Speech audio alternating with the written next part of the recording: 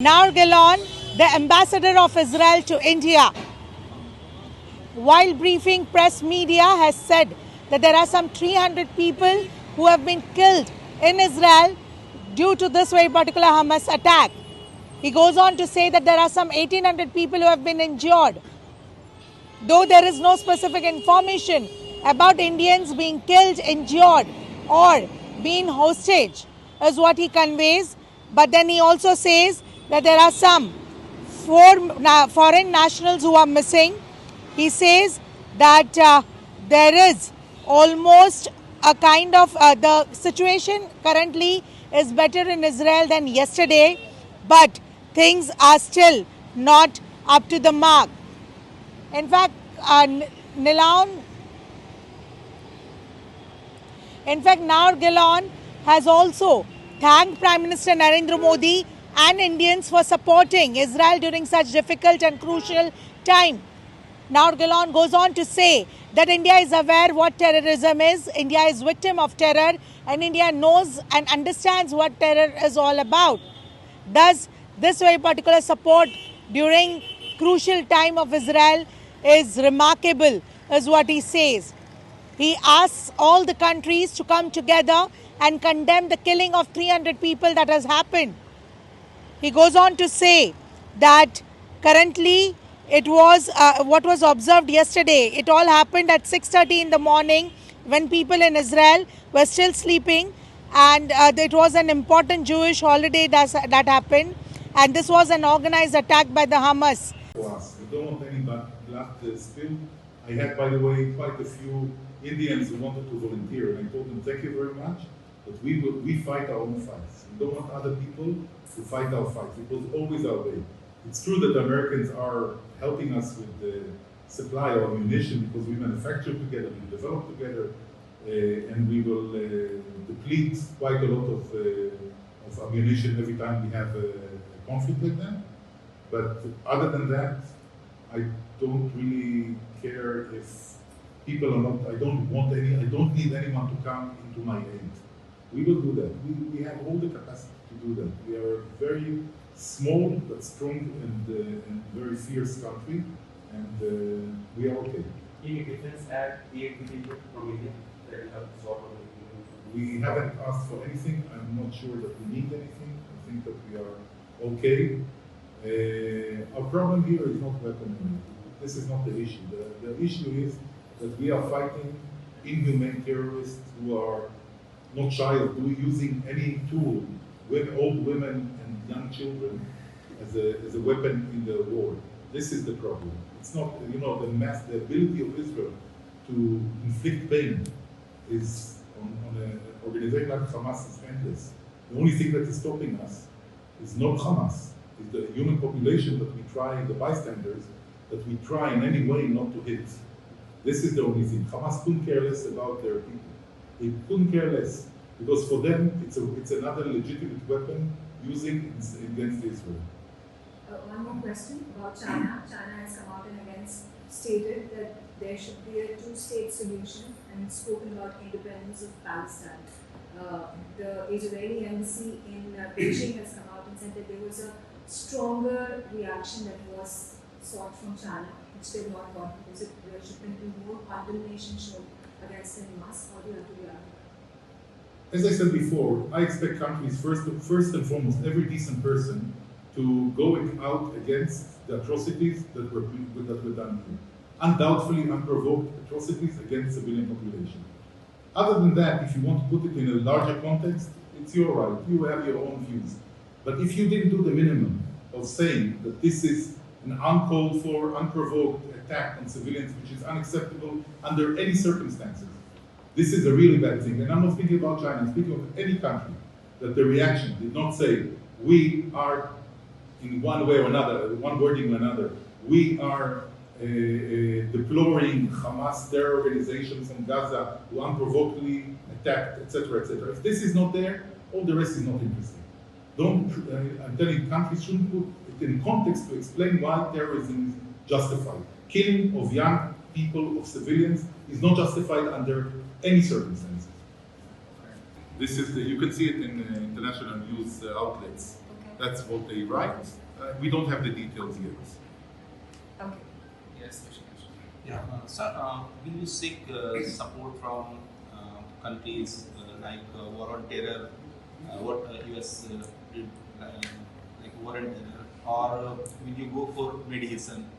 And For? mediation. India can India or any other country? I don't think that it's time for mediation. I think it's a time for explaining to the terrorists that you don't mess with the wrong people. Mediation will have its time when we will be in the position that we will want to mediate. For the time being, I think we have to go the way we know how to go, and the time also for talks will come. It's not now. So Siddhant from Beyond, if you can give us a situation right now, how much better the situation is as compared to when the terror strikes were launched, and when do you think that there will be complete normalization in your country? Well, first of all, Israel is never normal. What others call normal, what we call normal, other people don't see as normal. All our lives we live under threat. We're used to that. We all go to military service. It's not. Don't look for normality. But to your question, the situation is much better.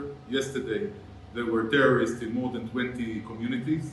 Now there are none, maybe one or two pockets, but it's contained to a very small place, and there are forces fighting them or surrounding them there. And I think we are at the stage where we are back to our usual plan. The only thing that we have here is that we have human civilian hostages in Gaza, which will be complicated, of course. But apart from that, I think that we are stabilized. There are rockets that are coming, but we know how to deal. We have Iron Dome, and we have our procedures of safe rooms. And if we keep all these, we are usually able to minimize to close to zero the number of casualties from the missiles and the rockets. And now we are freer to take what we need to do in order to make sure this doesn't happen anymore. So Ayush Trivedi, so you mentioned about Iran. So because this provocation has given rise to the fact that Israel may attack Iran because of its support to Hamas. So what is the possibility of that? Also, anything that you want to like to say on Turkey's role in support to Hamas as well? As I said before, we will reserve for ourselves the decision when and how to attack, to react. First of all, we are going to react to the perpetrators. And if we find that there are accomplices, we have our own ways of how to deal with the people who are going in, who are trying to hurt us. So we always have, and we will have in the future. For the time being, Hamas is the issue, and others supporting, their time will come if we will find out that they will be behind it. People, you remember from Munich, after the killing of the Israeli athletes, Israel did not. So as to foreign nationals, we are compiling lists. Of course, as now we are compiling of Israelis or foreign nationals, whoever was there, regardless of their nationality, and we were already contacted by different embassies of missing people, etc. So this is being this is under work. The second half of the question is? There are Israelis in other countries, like Arab countries. Do you perceive there is a threat to the Israeli tourists or the Israelis who are there in other countries at that moment? I think I said it before. Yeah. We are understanding very well the wish of countries to surround Israel, to show that Israel is vulnerable, attacking Israelis wherever they are. There were Iranian attempts to do that in the past against regular tourists, against Israeli diplomats. I would not be surprised if there would be such attempts in the future, but we are preparing ourselves to all eventualities. One more question, Mira from EZEX. Now there are a number of Israeli nationals and foreign nationals who have been captured by the Hamas terrorists. Are they then going to use them to get in exchange their terrorists who have been captured by the IDF? Would there be pressure from international organizations and particularly these foreign countries whose nationals have now been captured by Hamas on Israeli government to get them back? I don't know. For the time being, we have to take action. As I said before, we will get to the time where when we see how we deal with the issue of the hostages. There is a bad track record of Hamas, as I said before, of using civilians, their own civilians, as human shields. There is a bad experience of them keeping bodies of Israeli soldiers who were kidnapped in different ways and not releasing. There is a history of them keeping two Israelis who are with mental issues, who went to Gaza because they have their own private issues and problems, who are they keeping as if they are, big values to anyone. And I'm sure they'll try to maximize also now the hostages. We will have to deal with it. Ambassador, asking from NDTV, do you think now ground offensive in Gaza is inevitable? Again, I don't want to preempt what Israel is going to do. I think that Israel is going to take action, that it finds the right action, the effective action, and we will see. We will see. I think that it's better to keep our adversaries a little bit nervous and on the edge and not understanding exactly what we are going to do and how we are going to do it. Ambassador, this is Priya. Two questions. One, while we've seen that this episode has united Israelis, there seems to be a question as to how Hamas militants infiltrated the country in the southern areas. A lot are questioning whether this is a security failure. So what is your response to that? Secondly, we've seen analysts say that this attack by Hamas is an attempt for it to establish relevance, as Israel and Saudi Arabia have been talking about normalizing their bilateral relationship and normalizing their ties. So do you think this episode could negatively impact those talks with Saudi Arabia? When it comes to the question of the failure, I think that there are many questions Israel has to ask itself, but this is not the time. The time now is to unite and to fight against the threat. And we are known, especially IDF, the Israeli Defense Forces, but not only, we are known to know how to look into our mistakes and failures and learn from them. So I'm sure this process will be done, but only after our main first aims are achieved. And then we can go there. And as it comes to others in the region, I don't believe this should be an impediment to anything with our neighbors. At the end of the day, Israel was unprovokedly attacked by a terror organization, which I think is perceived also by most of our neighbors as a terror organization, an extreme organization. So here there is a convergence, I believe, of interest. I hope they see it this way. I hope it can continue, because I think that the change that we are bringing to the Middle East, this is one of the reasons maybe that countries like Iran and other extremists are trying to derail it. We are bringing a very, very huge and significant change to West Asia, as you would call it. Countries working together against extremism and hatred. And I think this is a wonderful opportunity even to unite us even stronger rather than weaken us. But it really depends of how countries decide to take it. Ambassador Modrin from News Nation. My question is that after a long gap, the world is polarized in two parts. One is in favor of terrorism and another against the terrorism.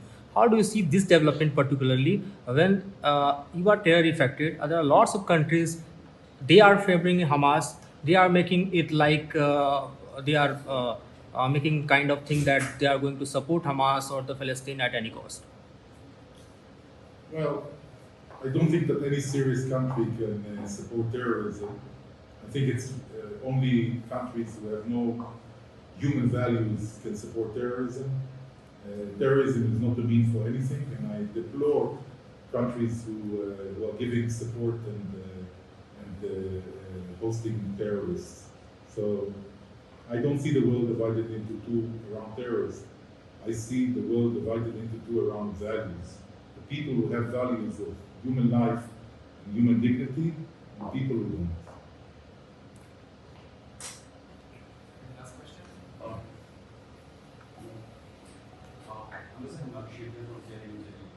Israel has been mostly supported and being stood by all the Western countries, NATO allies in the past also.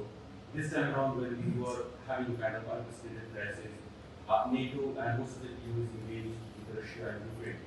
You think they are constrained with the resources or the means that they come forward and help you in the fight this threat? Again, as I said before, and I will repeat it, Israel knows how.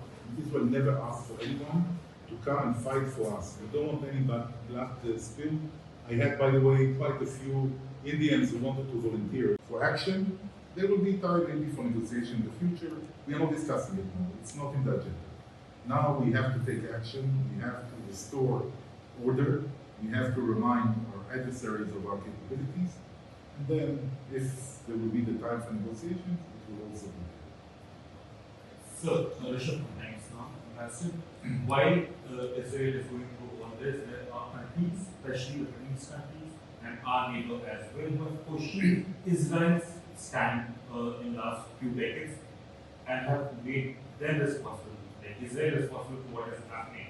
How do you respond to it? This includes Pakistan, it includes Western countries, as well as China, which has condemned the act, but still say that two-state theory should be put on ground. I think that it's really bad that I see people who are unable to condemn the murder of more than 300 men, women, and children, the kidnapping of civilians, atrocities, war crimes. It's really a pity, and trying to put it in a context that justifies these atrocities is an atrocity by itself. And I think that one has to remember, terror is terror is terror. Terror is not accepted in any way and any means. Israel was always a leader in the world in confronting and combating terrorism, and we are going to show everyone our abilities very soon.